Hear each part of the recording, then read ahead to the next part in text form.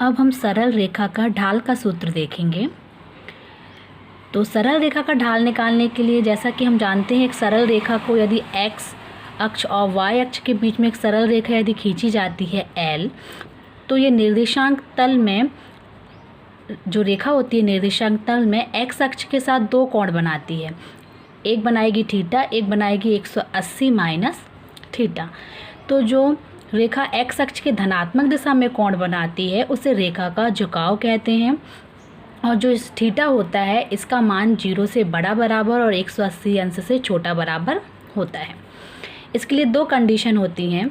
यदि x अक्ष के साथ समपाती हो, यदि रेखा x अक्ष के साथ समपाती हो तो उस कंडीशन में थीटा का मान 0 होता है। दूसरी कंडीशन होती है यदि रेखा x अक्ष के साथ लंबवत हो तो थीटा का मान 90 अंश का होता है।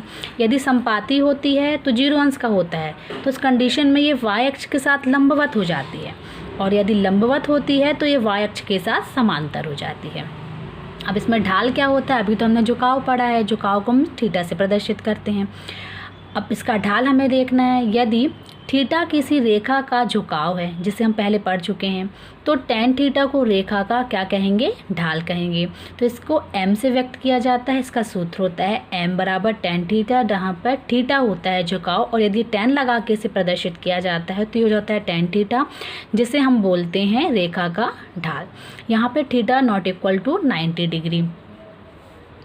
अब इसमें कुछ प्रतिबंध होते हैं। प्रतिबंध हमको दिए गए हैं। यदि हमारे पास दो रेखाएं हैं, एक रेखा है L1, दूसरी रेखा है L2, इसमें दो कंडीशन होंगी। ये रेखाएं या फिर परस्पर समांतर होंगी या फिर ये परस्पर लंबवत होंगी। तो इसके लिए हमें दो कंडीशन पढ़नी है।